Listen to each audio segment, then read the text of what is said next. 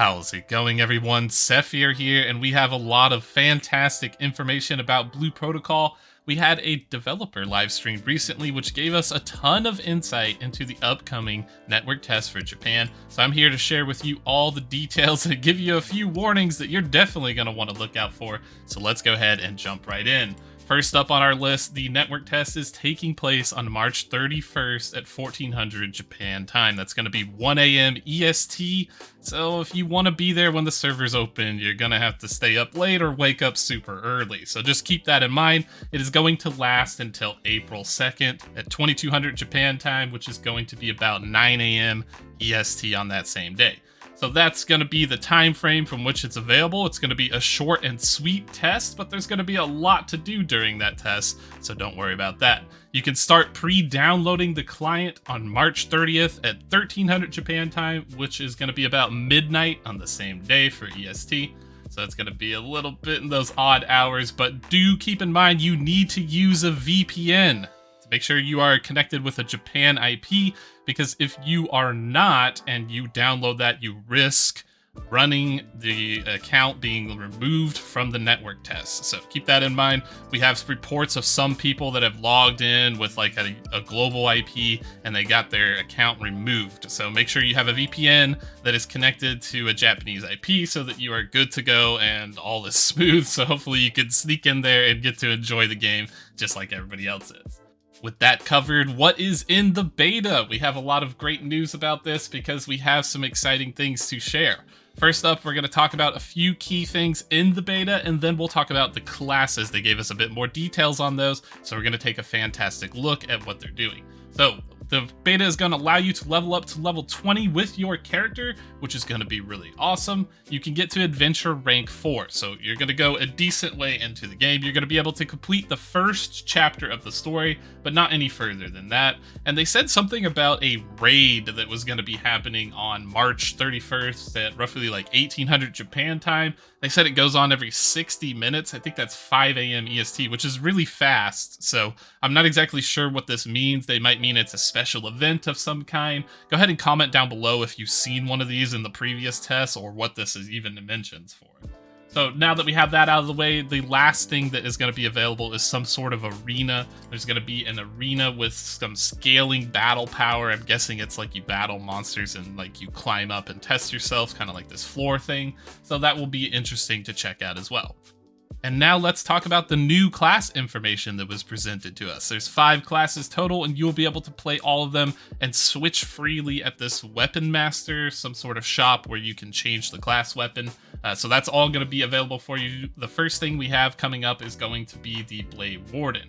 The Blade Warden is going to have the general playstyle of getting aggro with taunt mechanics. In addition to that, it's good at gathering mobs, and they did state that it's necessary for you to have a tank. So this is a needed role. It's going to allow your partners and team members to focus on the enemies and deal damage, and it's particularly good at grouping up enemies. In addition to that, it has great CC and status effects. So if the Blade Warden is for you, with those abilities listed, then feel free to play to your heart's content. Next up, we have the Twin Striker. Twin Striker is going to be a powerful melee damage dealer. It's going to be able to build the party chain very fast and continue ramping up damage based on that chain or that combo. So this is going to fill a niche role in the party. I think that this one is going to be absolutely needed because of the next effect. They tend to have a AoE lifesteal buff for everybody. So everybody in your party will enjoy lifesteal on all their damage, and in past games that has always been completely OP. So I imagine that this class would be absolutely necessary. They say they do a bunch of good damage as well, and they have super armor. So if you're enjoying just ignoring CC and attacks from enemies, this might be the class for you. Following this, we have the Keen Strider. They did list this as a support class with a ton of AoE effects as well as buffs and debuffs that you can point out, and a weak point focus, so you can reveal the weak point to enemies. This is going to be really key in group compositions, I am quite sure. They also generate sort of elemental engaged resources for enemies, or for allies rather.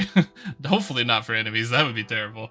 And then lastly, they're going to have a healing ability. They did change the right click to have a healing ability now for the Keen Strider, so it looks like it's being geared more towards a healing and supportive class rather than some sort of hybrid.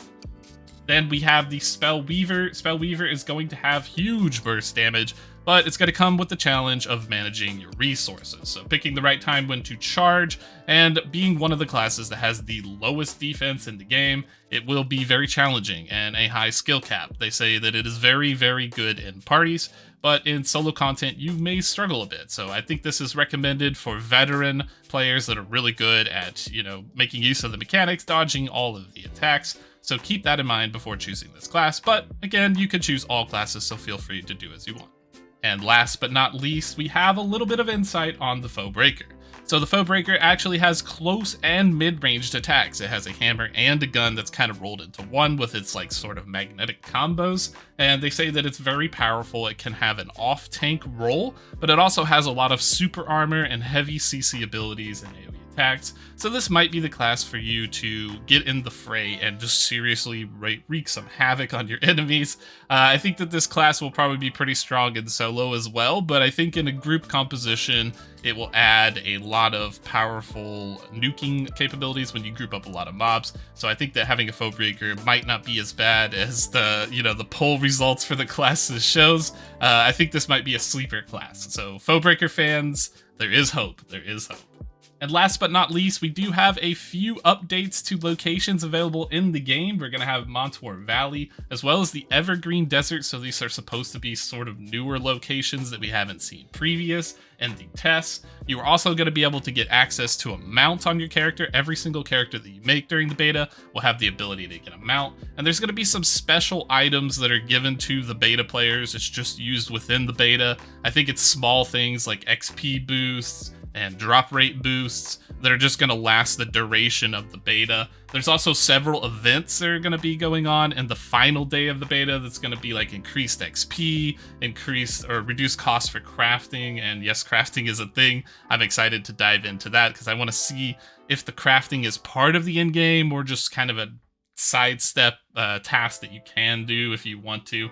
So that's going to be really cool to check out. I'm excited to get in here. Let me know what you guys think. Are you looking forward to seeing some of this gameplay? Of course, I'm going to be live streaming this on Twitch when it comes out. I'm also going to be making several YouTube videos, so don't worry, I'm going to share all of my experience with you if you did not managed to get into this beta. And then one final secret little tip here. Apparently the developers are supposed to be in the game itself. So they said you could add them as friends. So they're probably going to have some sort of special tag being walking around during this closed beta test. So if you manage to find one, you could try to be brave and send them a friend request, see what happens. We'll see if we end up doing that as well. All right, that's going to be it for this one. Thanks for your time and watching the video. I truly appreciate that. On this channel, we are going to have tons of Blue Protocol updates. We're going to be covering this game fully. So make sure to subscribe and like the video. If you want to see more content like this, I will keep you updated with all the news, the latest tips, tricks, secrets, and especially the OP looting mechanisms that are coming in the future, because I'm sure there's going to be a ton of good drop sources, and we are all about that farm. All right, thanks for your time, and we will see you in the next one.